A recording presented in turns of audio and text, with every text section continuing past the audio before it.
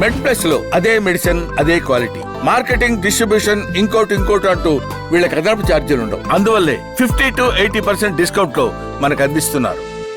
ఇప్పటికీ మీ team almost ఒక 500 above liver transplant చేశారు కదా.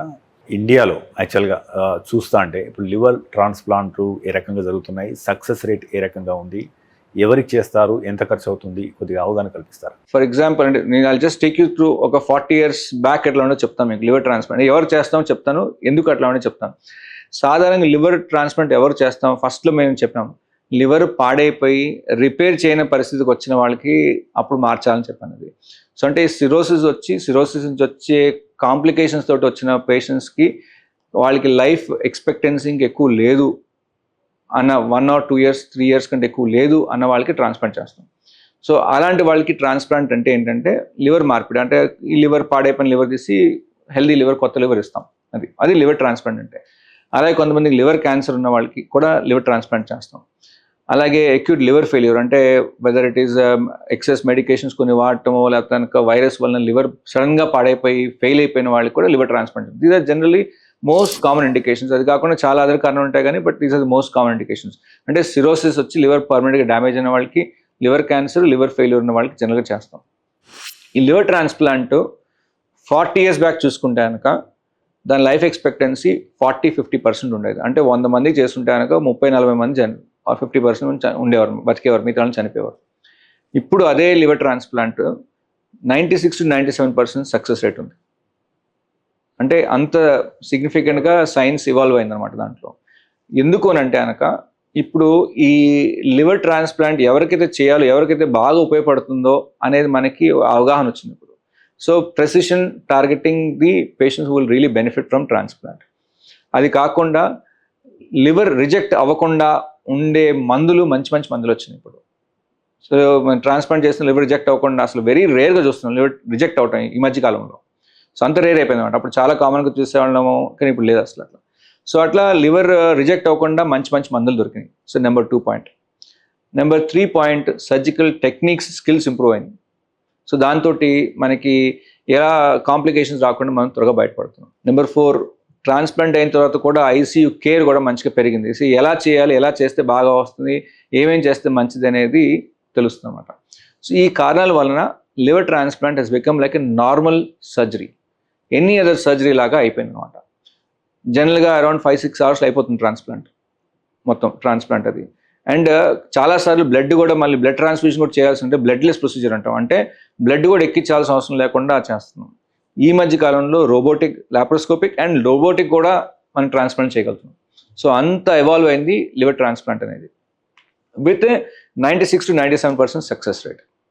అంటే 100 మందికి ట్రాన్స్ప్లాంట్ చేస్తే 96 మంది 95 మంది సక్సెస్ఫుల్గా నార్మల్గా లైఫ్ లీడ్ చేస్తారు.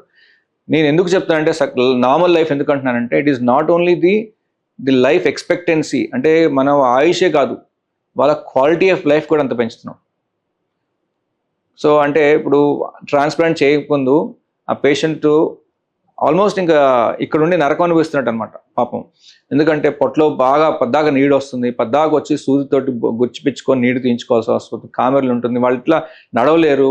పేషెంటే బేసిక్లీ వాళ్ళు ప్రతి వారం హాస్పిటల్ రావాల్సి ఉంటుంది, ఐసీలో పెట్టాల్సి ఉంటుంది, ఇక్కడ గుచ్చుతారు, అక్కడ గుచ్చుతారు, ఇక్కడ గుచ్చుతాము, అంటే ట్రీట్మెంట్ చేయడానికి మందులు వేయటము, ఆల్వేస్ సిక్గా ఉంటాము, నరకం అనిపిస్తారు, అంటే ఇక్కడే చూస్తారు ఆ నరకం అంతా. సో అలాంటి మనిషి ఇట్లా పడుకొని ఏమీ జాబ్ చేయలేక ఇట్లాగే పడుకొని హాస్పిటల్ రావటము, ఐసీలో ఉండటము, వార్డులో ఉండటం, ఇలాంటి పేషెంట్కి మనం ట్రాన్స్ప్లాంట్ చేసి వాళ్ళు మళ్ళీ బ్యాక్ నార్మల్ టు వర్క్ వెళ్ళటము, పిల్లల్ని గంటము, పెద్దవాళ్ళు అవటము, నార్మల్ లైఫ్ లీడ్ చేయటం, ఫిజికల్ యాక్టివిటీస్ చేయటము, మ్యారథాన్స్ రన్ చేయటము, అథ్లెటిక్గా పరిగెత్తటము, ఇవన్నీ చేయగలుగుతారు. అంటే మనం ఆయుష్ అంటే వాళ్ళకి 30-40 ఏళ్ళు లైఫ్ పెంచడమే కాకుండా వాళ్ళకి నార్మల్ లైఫ్ ఇస్తున్నాం. For a person who is bedridden, not able to do anything for themselves and depend on so many people for their సర్వైవల్కి, అలాంటి వాళ్ళకి లేసి నడిపిస్తున్నాం. So that is what liver transplant is done. అంటే ఇలా ఏమేమి steps ఉంటాయి sir యాక్చువల్గా? అంటే ఇప్పుడు ఎవరికో లివర్ కావాలి, ఎవరో ఇవ్వడానికి రెడీ ఉన్నారు అనుకుందాం. సో స్టెప్స్ ఏంది, ఎంతకాలం జరుగుతుంది అంత? ఇందాక మీరు అడిగిన దాంట్లో సో ట్రాన్స్ప్లాంట్ ఎవరికి చేయాలో తెలిసింది, ట్రాన్స్ప్లాంట్ వలన ప్రయోజనాలు తెలిసింది, ఎవరికి చేస్తే ఎలా చేయాలనేది.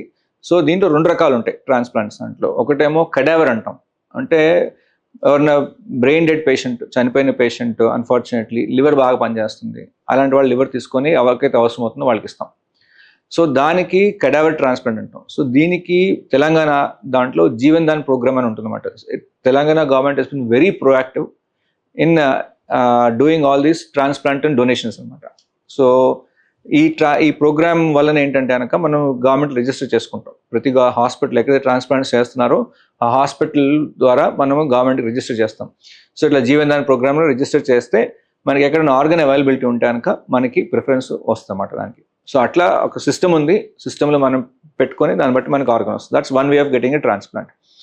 రెండోది లివింగ్ డోనర్ ట్రాన్స్ప్లాంట్ అంటాం. లివింగ్ డోనర్ ట్రాన్స్ప్లాంట్ అంటే ఒక లివింగ్ డోనర్ అంటే ఫర్ ఎగ్జాంపుల్ ఒక ఫాదరు సన్ ఉన్నారు, ఇది కామన్గా ఇదే ఎగ్జాంపుల్ ఇస్తాను చాలా చోట్ల, సో అదే చెప్తున్నాను.